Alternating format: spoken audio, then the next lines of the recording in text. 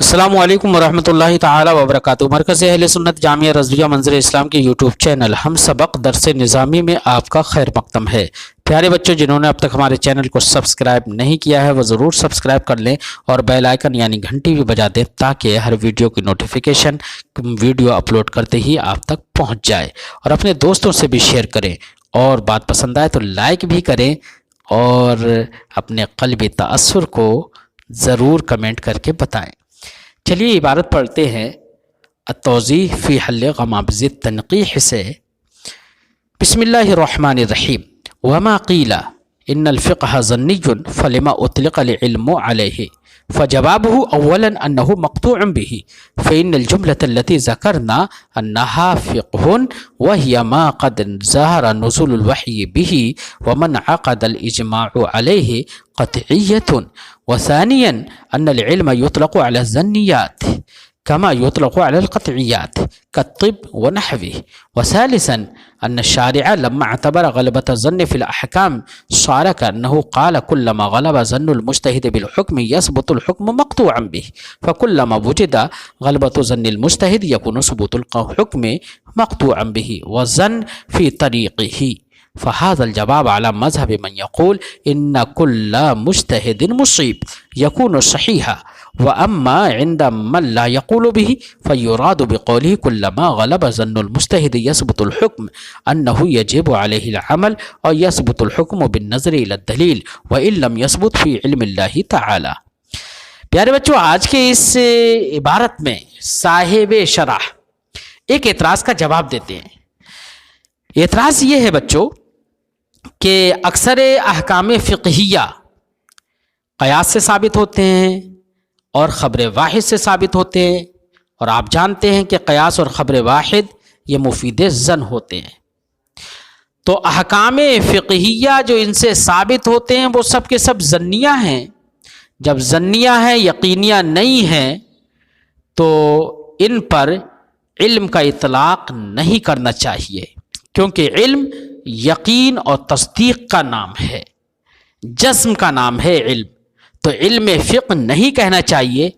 تو صاحب ماقبل کی تعریف میں یہ کہا هو العلم بكل الاحکام، صاحب شرح نے بھی کہا، اور اس سے پہلے جو تعریف فقہ کی گئی تھی اس میں بھی یہ کہا گیا کہ الفقہ هو العلم بالاحکام احکام شرعیہ العملیہ من ادلتها التفصیلیہ۔ تو وہاں پر بھی علم کا اطلاق فقہ پر کیا گیا، یعنی علم کے ذریعے سے اس کی تعریف کی گئی، اور مصنف نے بھی علم کے ذریعے سے تعریف کی اور کہا هو العلم بكل الاحکام الشرعیہ العملیہ التي ظهر نزول الوحی بها۔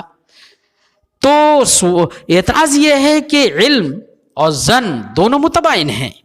جب دونوں متباین ہیں، کیونکہ ظن کے اندر نقیض کا احتمال رہتا ہے، اس کے برخلاف علم میں نقیض کا احتمال نہیں رہتا ہے، لہذا علم کے ذریعے سے جو تعریف کی گئی ہے فقہ کی، یہ تعریف فقہ کے اکثر احکام پر صادق نہیں آئے گی، کیونکہ اکثر احکام کیا ہیں؟ ظنیہ ہیں، جبکہ علم ظنی نہیں ہوتا ہے۔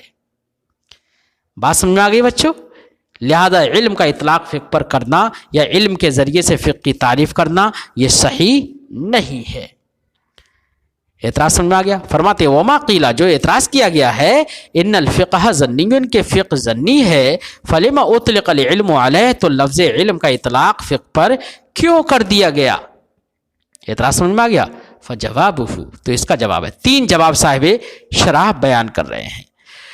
پہلا جواب تو یہ ہے کہ جناب ہمیں یہی تسلیم نہیں ہے کہ فقہ ظنی ہے، بلکہ فقہ قطعی ہے، یقینی ہے، اس لیے علم کا اطلاق اس پر صحیح ہے۔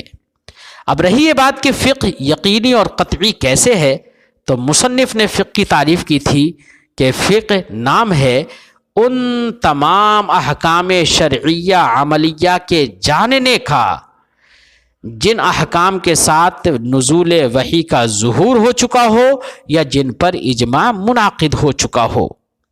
تو جن احکام پر اجماع منعقد ہو گیا ہو یا جن احکام کے ساتھ نزول وحی کا ظہور ہو چکا ہو، ایسے سارے کے سارے احکام قطعی ہوں گے، ظنی نہیں ہو سکتے۔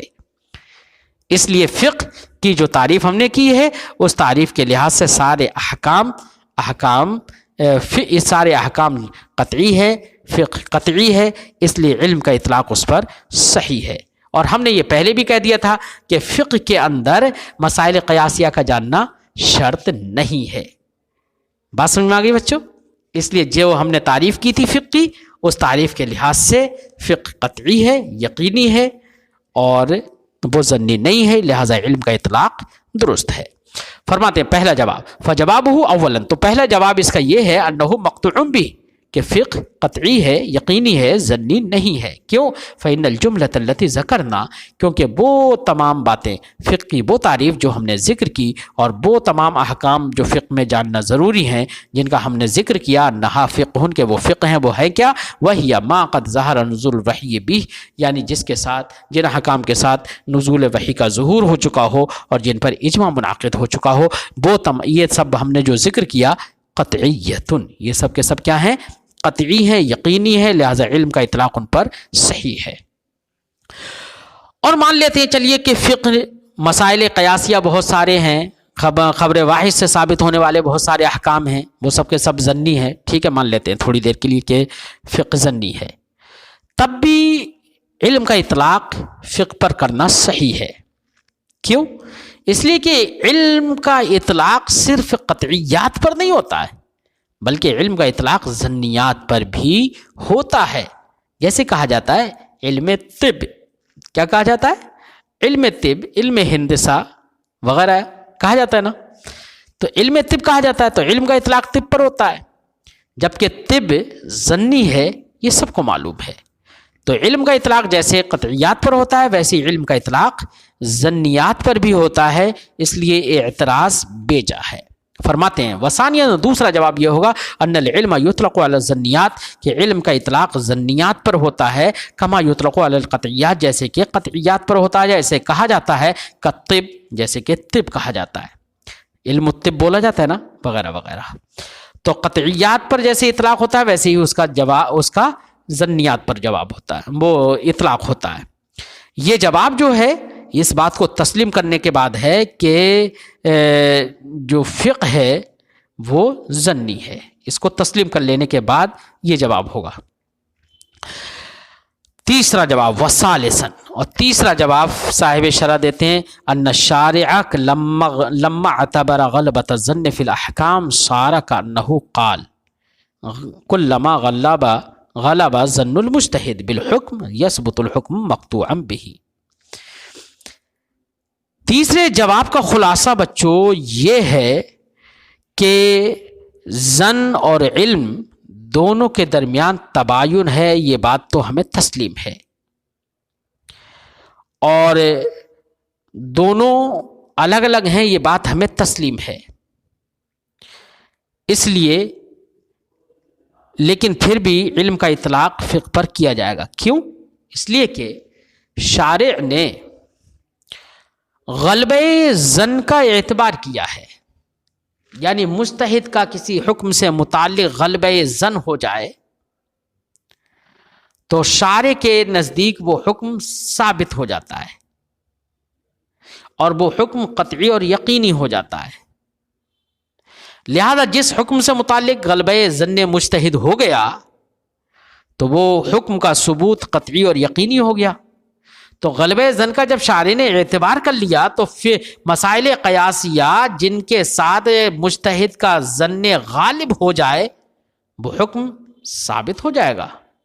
جب حکم ثابت ہو گیا، قطعی ہو گیا، یقینی ہو گیا، غلبہ ظن کا جب شارع نے اعتبار کر لیا تو گویا کہ وہ مسئلہ قیاسی جو کہ اگرچہ اپنے اجتہاد اور استنباط کے لحاظ سے اگرچہ ظنی ہے لیکن وہ ثابت ہو گیا عند اللہ، وہ قطعی اور یقینی ہوگا عند اللہ، لہذا اب وہ ظنی کہاں رہا؟ اب تو وہ شارع کے اعتبار کر لینے کی وجہ سے، غلبہ ظن کا اعتبار کر لینے کی وجہ سے تو اب وہ قطعی ہو گیا۔ جب قطعی ہو گیا تو اب علم کا اطلاق اس پر درست ہو گیا۔ فرماتے ثالثاً، تیسرا جواب یہ ہے ان الشارع لما اعتبر غلبۃ الظن فی الاحکام، شارع نے جب احکام میں غلبہ ظن کا اعتبار کر لیا ہے، یعنی غلبہ ظن مان لیا ہے، سارا کانہ قال، تو گویا کہ شارع نے یہ کہہ دیا ہے कुल्लमा गलबा ज़न्नुल मुज्तहिद बिल हुक्म, जब जब किसी हुक्म से मुतालिक गलबे ज़न्न मुज्तहिद हो जाएगा, ज़न्न मुज्तहिद का ज़न गालिब हो जाएगा, यसबुतुल हुक्म मक़तूअन बिही, तो यकीनी तौर पर उसका हुक्म साबित हो जाएगा उस ज़न्न गालिब की बिना पर। फ़कुल्लमा वुजिदा गलबतु ज़न्निल मुज्तहिद, तो जब किसी मसअले में किसी हुक्म के साथ मुज्तहिद का ज़न्न गालिब पा लिया गया, यकून सुबूतुल हुक्म मक़तूअन बिही, तो उस ज़न्न गालिब की बिना पर उस हुक्म का सबूत यकीनी और क़तई हो जाएगा। जब हुक्म यकीनी और क़तई हो जाएगा तो अब ऐसी सूरत में अब जब हुक्म यकीनी और क़तई हो गया तो अब उस हुक्म पर हुक्म ज़न्नी हुक्म क़यासी पर मुज्तहिद के इज्तिहाद की बिना पर जो हुक्म साबित हुआ है उस पर इल्म का इतलाक़ दुरुस्त है, क्योंकि वो क़तई है। अब आप कहेंगे कि इज्तिहाद से तो ज़न होता है, तो कह रहे हैं कि इज्तिहाद करने, इस्तिंबात करने, जो उसके दलील को अख्ज़ करने, उस हुक्म की दलील को अख्ज़ करने में जो इज्तिहाद है, तो ज़न तो उस इज्तिहाद और उस तरीक़ में है, ना कि खुद हुक्म में कोई ज़न नहीं है। हुक्म तो क़तई और यकीनी है, ज़न तो उसके तरीक़ और उसकी दलील में है। बात समझ में आ गई बच्चों? फरमाते वज़न्नु फ़ी तरीक़ी, ज़न उसकी तरीक़ में है, उसकी राह में है, इस्तिंबात में है। लेकिन बच्चों ये जो जवाब दिया है तीसरा, इस जवाब से ये समझ में आ रहा है कि जब गलबे ज़न का शारे ने एतबार कर लिया तो इसका मतलब ये हुआ कि गलबे ज़न्ने मुज्तहिद जहाँ जहाँ होगा वहाँ पर हुक्म क़तई और यकीनी होगा, और जब हुक्म क़तई और यकीनी होगा तो इसका मतलब ये है कि मुज्तहिद उस हुक्म में मुसीब होगा।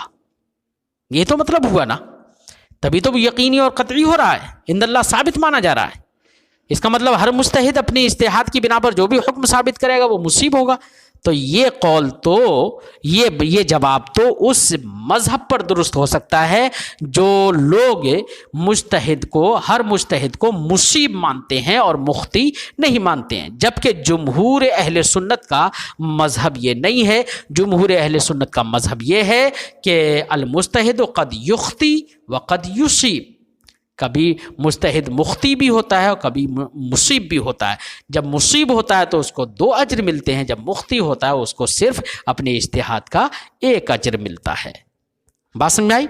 इसलिए तीसरा जवाब तो उस मज़हब पर है, उन लोगों के कौल पर है जिन्होंने ये कहा कि मुज्तहिद हमेशा मुसीब होता है। फरमाते हैं साहिब शरह, फ़हाज़ल जवाब अला मज़हब मन यक़ूल, तो ये जवाब तो उसके मज़हब पर है जो ये कहते हैं इन्ना कुल्ला मुज्तहिदिन मुसीब, हर मुज्तहिद मुसीब है। इन लोगों के कौल के, इन लोगों के मज़हब पर यह जवाब यकूनो सहीहन, सही होगा।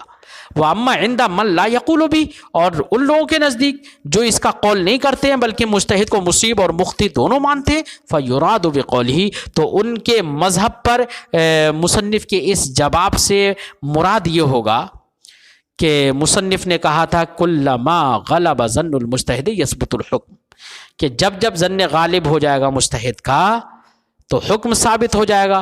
तो हुक्म साबित होने का मतलब ये है उन लोगों के नज़दीक जो मुज्तहिद को मुख्ती और मुसीब दोनों मानते हैं, तो उनके नज़दीक क्योंकि मुख्ती अगर हो गया तो हुक्म साबित तो नहीं है इंदल्लाह।